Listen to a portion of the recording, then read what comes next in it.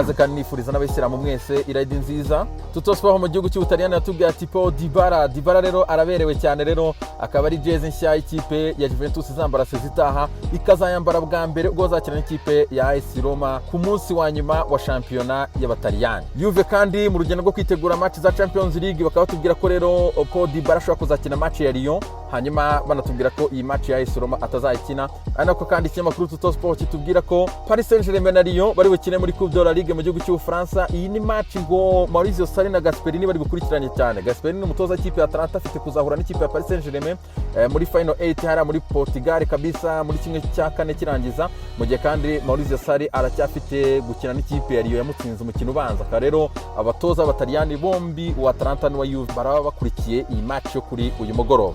La Gazzetta dello Sport mu gihugu cy'Ubutaliyani yatubwira ko kabisa Juve nta handi hanze amaso rero ni ku mugabane w'Uburayi kabisa, ati Europe mirayistressa cyane. Akaba rero ni misiyo bashinze Cristiano Ronaldo rero mu minsi 7 iri imbere barahura n'ikipe ya Lyon yo mu gihugu cy'Ubufaransa. Akaba batubwira ko Paul Dybala bagomba kubanza kureba conditions ze, hanyuma kandi ngo bakaba ari no kwitegura rero bishyushya mu minanura amaguru kabisa, ni kuri match rero yo kuri wa gatandatu bafitanye n'ikipe ya AS Roma. La Gazzetta dello Sport rero ikaba yagarutse ku ikipe Inter de Milan na kampani yayiguze yitwa Suning y'Abashinwa, bakavuga ngo icyizere cyo gusinyisha Messi ngo ni nk'icyizere cyo kubaka icyogajuru kajya mu kirere. Akareba bavuga ati rwose ibyo bintu byibagirwe, ibyo bintu bishoboka kabisa, ati ibyo ni ibihuha bikomeye cyane. Mu gihe kandi ikinyamakuru La Gazzetta dello Sport kitubwira ko Ibrahimovic ndetse n'ikipe ya Milan rero bagiye kongera amasezerano, uyu mugabo akazajya afata miliyoni 6 z'amayero ku mwaka, hanyuma kandi uyu mugabo akazasinya imyaka 2 kugeza afite imyaka 40, akaribwo azava mu ikipe ya Milan. Ziratani bwana. Corriere dello Sport yaratubwira ati kabisa Sarri afite ubwoba cyane, Sarri rwose ngari gutrambura, ni match ari gutegura n'imbaraga zose kabisa n'umutima wose. Rero ni match afitanye n'ikipe ya Lyon muri Champions League nako bigarukaho hasigaye iminsi 7 gusa. Iki kinyamakuru kandi Corriere dello Sport cyatwereka ko ikipe ya Lazio Roma ikakomeza kwitegura kabisa iviza Europe umwaka utaha. Ikaba rero iyi kipe igiye kongera amasezerano Luis Alberto, uyu nguyu yahoze mu ikipe ya Liverpool naho banamuguze 2016, akaba rero agiye kongera amasezerano n'ikipe ya Lazio Roma kugera mu mwaka wa 2025 nyuma ya Shiro Mobile wamaze kongera amasezerano byensi. Hanyuma kandi directeur y'imikino mu ikipe ya Lazio Roma akayitwa Igritare, akarero ari kuri dossier ikomeye cyane kabisa y'umugabo w'umunyakosovo umwataka ukomeye cyane watakiye ikipe ya Fenerbahce akayitwa Vedad Muriki. Anako kandi iyo dossier ayiriho anafite kabisa dossier ikomeye cyane yo kuzana David Silva, uyu nguyu yamaze gusezera mu ikipe ya Manchester City. Jogo mu gihugu cya Portugal iki kinyamakuru cyatubwira ko Joelson Fernandes, uyu mukinnyi muto cyane imyaka 17 w'umwataka w'umwirabura ushakishwa cyane ikipe ya Arsenal, akaba Sporting Club de Portugal yamaze kubwira Arsenal ati ni miliyoni 20 z'amayero, ubu ni ubufaranga buke yakora Arsenal. Twerekeje mu gihugu cya Espagne ikinyamakuru AC cyo cyatubwira ati Badiashile ati ni Varane mushyashya nk'uko cyakubise iyi titre. Akaba uyu musore rero ari gushakishwa cyane ikipe ya Real Madrid, imaze iminsi ngimukurikirana cyane, afite imyaka 19, akaba afite metero 192 kabisa, kina mutima defense y'ikipe ya Monaco. Madrid irashaka kumwibikaho. Ikinyamakuru Sport cyo kikatarunya kikatubwira ati Ansu Fati ku gasongero k'ibintu byose. Ansu Fati rero abamuhagarariye barimo baragana n'ikipe ya Barcelona kaje kumwongera amasezerano kugera mu mwaka wa 2024, close ye ngo bakayizamura kabisa bakayikuba kabiri, ari nako uyu musore agomba guhita ahabwa nimero nshyashya kuko agomba kuba agenderwaho sezitaha. Ikinyamakuru Mundo Deportivo cyo kikatuvuga ko Barcelona igomba gukora hari abasore batatu igomba kugura kabisa barangiza amasezerano 2021, harimo kugura umwe muri aba ngaba, David Alaba wa Bayern Munich cyangwa se Juan Bernat wa Paris Saint-Germain, ndetse priorite ni ukuzana Eric Garcia. Aba bakinnyi bose ureba ngaha bakaba bari burangiza amasezerano 2021. Barcelona rero igomba kwibaka mu buryo bukomeye cyane. Mundo Deportivo kandi yatubwira ko West Ham ndetse n'ikipe ya Everton iri kuganira n'ikipe ya Barcelona kuri Braithwaite. Mundo Deportivo kandi katubwira ko UEFA yamaze kwemera Barcelona ko match ya Napoli na Barca izabera kuri Camp Nou nta kibazo cya Covid kabisa gihari. Twekeje mu gihugu cy'Ubwongereza cy'amakuru The Guardian kikaba cyatwetse inkuranga rwose yuko ya magazine y'Abadage Der Spiegel yashyize hanze rwose ibintu bikanajyana Man City mu rukiko, bira bintu byose bayishinjije, ikaba yongeye kuba ishyira izindi mail hanze ivuga ati Man City yabeshye urukiko mu buryo bukomeye cyane.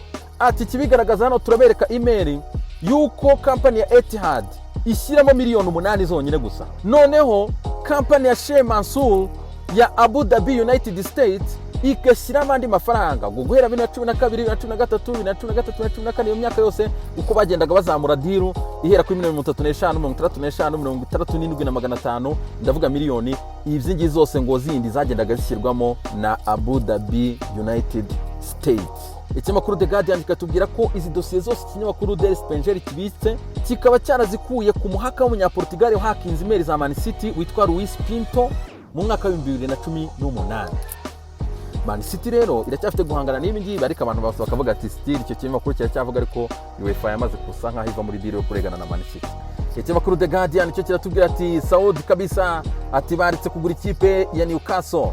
Mu gihe ikinyamakuru Daily Express kikavuga ati abarabu ba Ashley ati bari mu nzozi, ati aba barabu barashinja Premier League kuba ariyo yanze ko bagura ikipe ya Newcastle. Ikinyamakuru Daily Star kikaba kivuga ati iyi ni bombe itewe ikipe ya Newcastle n'abashakaga kuyigura.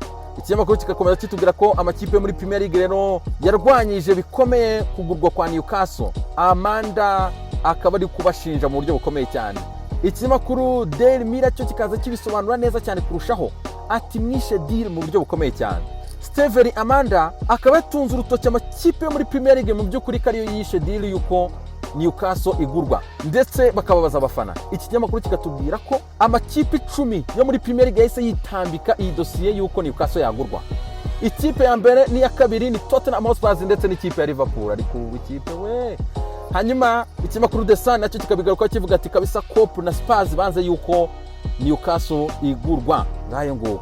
Ikinyamakuru The Mirror kandi kikatubwira ko Man City itangiye kwiyubaka kugira ngo izahangane na Liverpool umwaka utaha, akaba miliyoni 40 yamaze kuzirekura rero kuri Nathan Ake. Bamaze no kumvikana rwose, isa nkaho byamaze kurangira rwose. Nathan Ake sigaje kuva mu biruhuko, ari hanze y'Ubwongereza akaza gukora medical mu ikipe ya Manchester City. The Mirror kandi yagarutse kuri Fulham, yageze ku mukino wa nyuma wa playoff kabisa nyuma gukuramo Cardiff itsinze ibitego 2-1, ariko Fulham ishimire cyane Mukongomani Kebano akari wabakuye rero kabisa. Finale ni ku musoko wa kabiri saa 2:45 Brentford ndetse n'ikipe ya Fulham. Ikinyamakuru The Sun kandi cyagarutse kuri ya dosiye rero y'ababarabu bashaka kugura ikipe ya Newcastle. Mu by'ukuri akaba rero Mike Ashley ngo niwe uvuye muri iyi deal rwose useka, kuko iyi kipe kujya kuyigura Newcastle batanze ya bid idasubizwa. Nuvuga ngo hari amafaranga ya mbere utanga uyerekana kuri serie gushaka gukora iyo deal. Amafaranga adasubizwa rero ni miliyoni 17. Uyu mugabo ngo Mike Ashley rwose ni usohotse muri deal aseka nk'uko ikinyamakuru kibivuga, akaba yakenyereyeho rwose ntasubizwa. Ikinyamakuru The Sun kandi cyatubwira ko David Moyes ari gushaka Joe Stones, nundi yaramutoje mu ikipe ya Everton, akashaka rero kamutwara mu ikipe ya West Ham. Miliyoni 20 z'amapaundi nizo Moyes yifuza gutanga muri Man City. Mikel Arteta ngo maze gukaraba, yamaze no kwihanagura rwose ibintu bijyanye na Ozil. Nyuma ya match za post covid Arsenal kitwara neza cyane, yakinye 0 match, amaze iminsi 146 nta match nimwe atera Ozil, ngo ntacyo Mikel Arteta teretse Arsenal kadashaka uyu mugabo. Arsenal rero kumurekura igomba kubanza kumuha umushahara we w'umwaka utaha ufunze miliyoni 18 z'amapaundi. Uyu mugabo mbibutsa ko kandi prime ya match yuko bakinye finale ya FA Cup ejo agomba kuyihabwa 50 by'ipaundi. Buri mukinnyi wese azayahabwa wa Arsenal na Chelsea. Ikinyamakuru The Sun cyagarutse kuri Jadon Sancho rero watangiye imyitozo ku munsi w'ejo, hanyuma kandi akaba ari kwitegura rero ko ikipe ya Dortmund igiye guhita ihaguruka yashyize muri camp mu gihugu cy'Ubusuwisi. Directeur w'imikino wabo avuga ati uyu musore twifuza kuba twamugumana, mu by'ukuri afite contract kugera 2022, atariko abamushaka barabizi no kurasa ku ntego vuba vuba. Hanyuma kandi iki kinyamakuru kigasoza inkuru kitubwira ko Jude Bellingham nawe ku munsi w'ejo yabonanye n'abakinnyi be mu ikipe ya Dortmund bazakinana umwaka utaha. Uyu musore bavuye mu ikipe ya Birmingham City kuri miliyoni 30 z'amapaundi. Ikinyamakuru The Mail cyatubwira ko ikipe ya Aston Villa yamaze gushyiraho directeur y'imikino mushyashya akayitwa Johan Lange, yarashinzwe transfer mu ikipe ya FC Copenhagen, akaba rero yaraje gusimbura uyu Jesus Garcia wirukanywe. Uyu mugabo rero akarirukanywe azira yuko umwaka ushize yaspendinze miliyoni 140, ikipe rwose ikarokokera ku majabo kabisa muri iyi season. Muri Aston Villa rokotse ejo bundi kabisa ari imanutse. Ikinyamakuru The American kikakomeza kitubwira ko Nampalys Mendy akaba agiye kongera amasezerano n'ikipe ya Leicester City. Ikinyamakuru L'Equipe mu gihugu cy'Ubufaransa tuherekeje kiratubwira ko Lyon na Paris Saint-Germain mu mutwe wabo nta kindi batekereza na Europe. Paris Saint-Germain irategura ibyiteguro ibyo byose ariko yatekereza match ifitanye na Atalanta muri Portugal. Mu gihe Lyon irakura na Paris Saint-Germain itekereza Burayi, kuko iramutse itsinzwe uyu munsi ntabwo izitabira amarushanwa yo ku mugabane Burayi mwaka utaha. Uyu munsi nitsinda Paris Saint-Germain irabona ticket ya Europa, ayizahera muri round ya kabiri n'imetero ya gatatu ngaho. ari nako kandi Lyon inategura match ifitanye mu minsi 7 n'ikipe ya Juventus. Urumva ko abantu bose baratekereza uburayi. Ese makuru l'equipe kandi cyatwereka line up ahangaha rwose Paris Saint-Germain rero ukuntu ibintu bihagaze. Urabona ko bitoroshye na gatoya cyane kabisa, babakinyi bari bubanzemo kuri system ya 4-4-2.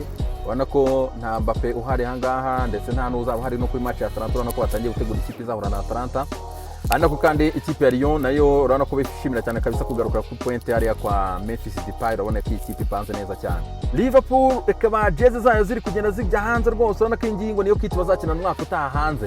Yagiye hanze yiba yibye rwose tarana officializa Liverpool. Urabona ko nizaba bisa urayibona ariko. Les amis, hanyuma kandi nanabibutse ikintu kimwe. Rutamu yamaze gufungura channel ya YouTube ya hatare. Yitwa Rutamu TV. Uramubona ahangaha ariko. Umukapo.